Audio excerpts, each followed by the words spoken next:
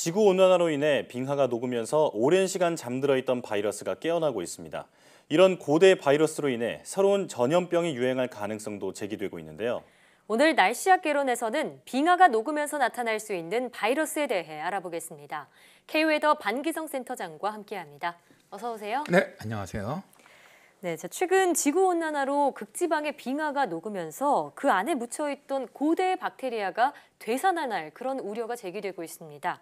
일단 실제로 가능한 일인지 궁금한데요. 관련 사례가 있나요? 네, 이제 처음으로 잠자고 있던 그 바이러스가 영구 동토층에서 깨어나면서 인간과 동물에게 치명적이 될 수 있음을 보여준 사건이 2016년에 발생을 했죠. 러시아 시베리아의 야말로네네츠 자치구에서 12살짜리 목동이 탄저병으로 숨졌어요. 근데 탄저균이 발견된 지역에서는 이미 술록이 2,300여 마리가 죽었고요. 주민 8명이 탄저균에 감염됐다는 판정을 받았습니다. 네. 그렇다면 이 지구 온난화로 인해서 시베리아의 영구 동토층이 녹았고 그 안에 있던 고대 탄저균이 다시 살아나서 감염병을 일으켰다, 이렇게 볼 수 있는 건가요? 네, 그렇습니다. 시베리아 그 역병으로 알려진 탄저병이 야말로 네네츠 지역에서 발생한 것은 1941년 이후 처음이었는데요. 자, 이 당시 사건을 조사한 전문가들은 이상 고온을 탄저병 재발의 원인으로 꼽고 있습니다. 자, 기온이 오르자 영구 동토층이 녹으면서 탄저균에 감염된 동물 사체가 그대로 노출되어서 병이 퍼졌다는 논리죠. 탄저균이 발견된 지역에서는 최근 이례적으로 35도까지 오르는 아주 이상 고온 현상이 나타났는데요. 녹은 동물 사체 등에서 나온 탄저균이 지하수로 흘러들어가면서 사람이 감염됐을 가능성이 있다, 이렇게도 보고 있습니다. 당시 이제 우리나라 과학자들도 시베리아 탄저병 사태처럼 극지방 얼음 속에 동결된 병균이 지구온난화 영향으로 되살아난다면 한반도도 직접적인 영향권에 들어갈 수 있다, 이렇게 밝혔습니다. 자, 이처럼 시베리아 동토층이 녹으면서 그 안에 묻혀있던 고대 바이러스가 되살아난 사례는 이번만이 아닌데요. 지난 2014년에 3만 년 된 거대한 바이러스가 발견돼서 또 눈길을 끌었죠. 네, 그렇습니다. 3만 년이라고 하니까 상상하기도 힘들 만큼 오래된 이야기인데요. 그런데 이 시베리아 영구 동토에서 대형 바이러스 신종이 발견되었죠. 항아리 모양의 1.5 마이크로메타인 피터 바이러스가 그것인데요. 평균 20 나노메타 크기인 인플루엔자 바이러스보다 훨씬 몸집이 큽니다. 그동안 바이러스가 극히 작고 아주 단순한 존재라는 개념을 깼던 그런 사례였죠. 다행히 이 신종 바이러스는 아메바만을 감염시켰습니다. 다른 동식물에는 해가 되지 않았죠. 마치 죽은 것처럼 보였던 이런 고대 바이러스들이 부활한 것을 두고 일각에서는 좀비 바이러스라고 부르기도 한답니다. 이 좀비라는 별명이 정말 딱 맞는 것 같습니다. 잘 어울리네요. 자, 그런데 이 최근까지도 이런 고대 바이러스가 다시 되살아난 그런 이제 발견 사례가 많이 있다고 들었는데 대표적으로 어떤 사례가 있나요? 그 미국과 중국 공동 연구진이 한 5년 전에 오랜 역사를 자랑한 티베트 고원의 그 빙하를 통해서 고대 미생물을 연구할 목적으로 티베트 고원의 두꺼운 빙하를 한 50m 정도 깊게 뚫었어요. 이 표본을 채취해봤습니다.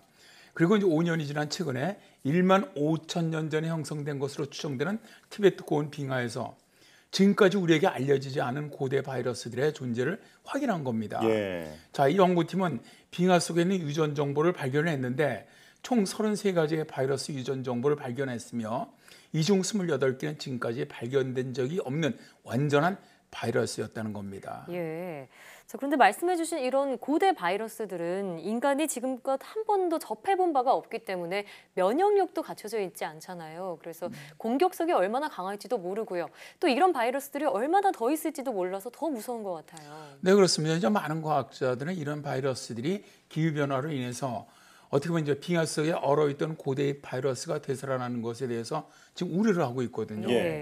이제 2013년 우리나라 극지연구소팀이 남극 빙하 속에서 30만 년 전 박테리아를 투출해서 배양을 했더니 다시 활동을 하더라는 겁니다. 이 당시 이제 국지연구소 책임연구원이었던 이상원 박사는 오래된 고대 미생물들이 풀려서 다시 살아난다면 현세에 존재하는 미생물들한테 유전자가 전이될 가능성이 있는 것은 사실이다 라면서 빙하 속 세균이 인간의 면역이나 기존 치료약이 듣지 않는 어떻게 보면 새로운 전염병을 불러오는 최악의 상황도 배제할 수 없다라고 주장을 했습니다. 또 뉴질랜드 캔터베리 대학의 바르사니 박사 연구팀도 2014년에 미국 국립과학원회보에다가 그 실었던 그 과거 바이러스의 전염 가능성을 확인했다는 그런 내용을 실었었는데요. 예. 이 연구팀은 얼어붙었던 배설물이 녹으면 전염성이 강하고 치명적인 고대 바이러스가 되살아나면서 인간의 면역 체계를 크게 뒤흔들어 놓을 수 있다.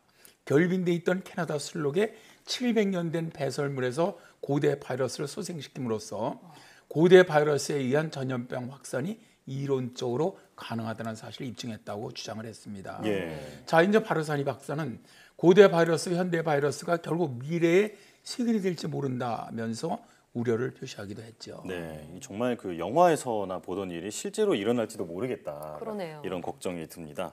자, 이런 고대 바이러스의 위협으로부터 우리 인류가 피해를 막으려면 여러 가지 대비책을 마련해 놔야 할 것 같은데 어떻게 보시나요? 일단 바이러스를 발견하면 그것이 감염성이 있는지 어떤 특성을 파악하고 만약 있다면 백신이나 치료제 연구를 해야 한다고 생각을 합니다. 또 이뿐만 아니라 지구온난화를 좀 저지하고 생태계 환경을 보존하는 노력, 그런 것들이 그 어느 때보다 절실할 텐데요. 예. 이제 과학자들은 과거 50만 년 동안 지구의 기후변화를 분석한 결과를 바탕으로 해보니까 자, 지구 기온이 평균 기온이죠. 1.5도 이상 상승하면 동토가 빠르게 녹을 것으로 경고하고 있습니다. 예. 그러니까 이제 산업화 이후죠. 1880년 이후 이미 1.1도 이상 증가를 했고요. 이간 추세라면은 2100년까지 약 3도에서 5도가 증가할 것으로 보고 있죠. 네. 이미 늦었다는 전망이 있기도 해요. 예. 그렇지만 조금이라도 온난화 속도를 늦추기 위해서는 이산화탄소 배출량을 좀 제한하려는 그런 노력이 절실하다고 봅니다. 네. 정말 오늘 살펴본 것처럼 기후변화가 인류에게 뜻하지 않은 위협이 될 수 있는 만큼 이런 지구온난화를 막기 위한 적극적인 행동에 나서야겠습니다. 네, 네, 오늘 말씀 고맙습니다. 네, 고맙습니다.